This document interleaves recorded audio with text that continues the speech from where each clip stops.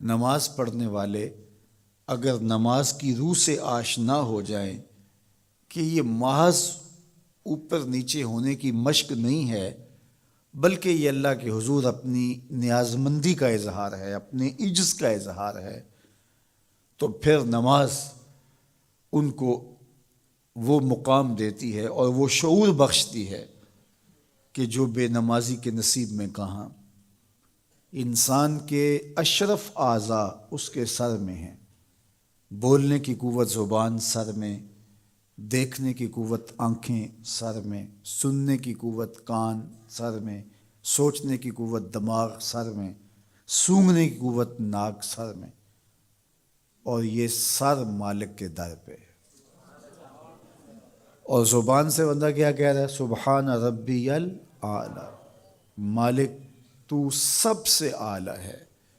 اور اپنا رویہ اور عمل کیا ہے کہ اپنی ناک بھی خاک پہ رکھی ہے، پیشانی بھی خاک پہ رکھی ہے، اور باقی اعضاء بھی خاک پہ ہیں۔ تو گویا عملاً یہ بتا رہا ہے مالک مجھ سے نیچا کوئی نہیں اور تجھ سے اونچا کوئی نہیں۔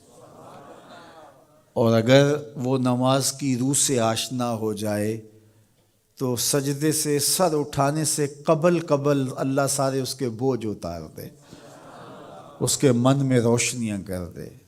تو نماز بندگی کا شعور دیتی ہے، من میں چراغاں کرتی ہے۔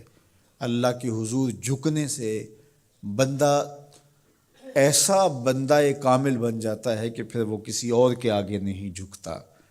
تو اپنی اولاد کو نماز کی محبت دو، نماز کی ترغیب دو، نماز کی عادت دو اور نماز کا حکم دو، اور ان کی عادت راسخ ہو جائے، طبیعت میں پختگی کے ساتھ نماز کو اختیار کرنا ان کی طبع میں جم جائے۔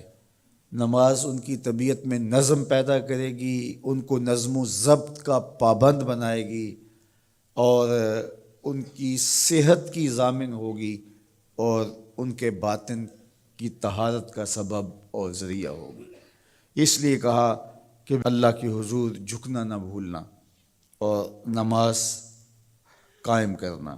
نماز کا تعلق اپنے آپ سے ہے کہ وہ اپنے آپ کو سنوارتا ہے، تقرب اللہ کے لیے اس کی اپنی عملی کوشش ہے۔ بندے اور خدا کا ایک ربط ہے نماز۔ اسی طرح یہ خیال کہ میرا مالک مجھے دیکھ رہا ہے، اس سے بھی تہذیب نفس ہوتی ہے، باطن کی تربیت ہوتی ہے۔ انسان ایک حصار میں آ جاتا ہے، ایک پہرے میں آ جاتا ہے کہ میرا اللہ مجھے دیکھ رہا ہے، اور پھر وہ قدم پھونک پھونک کے رکھتا ہے۔ وہ اچانک لوگ بیٹھے ہوئے ہوں نا، تو آج کل یہ سوشل میڈیا کا زمانہ ہے، تو کوئی کیمرہ سیدھا کر لے تو ایک دم مرتب ہو جاتے ہیں، اس لیے کہ اب ہماری تصویر آنے والی ہے۔ یا کوئی کسی کو کہے کہ جناب آپ لائیو جا رہے ہیں، تو وہ بالکل اپنی حرکات سکنات منظم کر لیتے ہیں، کپڑے سیدھے کرنے لگ جاتے ہیں، اس لیے کہ ہم لائیو جا رہے ہیں۔ وہ لائیو چاہے 5 آدمی دیکھ رہے ہوں، چاہے 10 آدمی دیکھ رہے ہوں، لیکن پھر بھی چونکہ ہم لائیو جا رہے ہیں تو اپنی حرکات سکنات مرتب کر لیں گے، منظم ہو جائیں گے۔ اور جب یہ یقین ہو کہ میرا اللہ مجھے دیکھ رہا ہے، یہ ساری حرکتیں وہاں لائیو جا رہی ہیں، تو پھر دل میں برا خیال بھی آنے لگے گا تو اس کو روکیں گے کہ میرا اللہ تو دیکھ رہا ہے۔ پھر بولی بھی مرتب ہو جائے گی، پھر رویے بھی مرتب ہو جائیں گے، طرز معاشرت بھی منظم ہو جائے گا، آنکھیں بھی نہیں بھٹکیں گی، خیال بھی نہیں بہکیں گے، سوچیں بھی آوارہ نہیں ہوں گی، چاہے آپ بند کمرے میں کیوں نہ ہوں، پھر بھی منظم رہیں گے، اس لیے کہ میرا اللہ مجھے دیکھ رہا ہے۔ تو یہ یقین زندگی کو منظم کرتا ہے۔ تو اس کا تعلق بھی انسان کی ذات سے تھا۔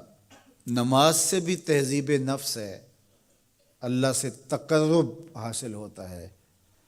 اب کہا تو خود غرض نہ بننا کہ اپنے آپ کو سنوار لیا اور کافی ہے، نہیں، لوگوں کو بھی نیکی کا حکم دینا۔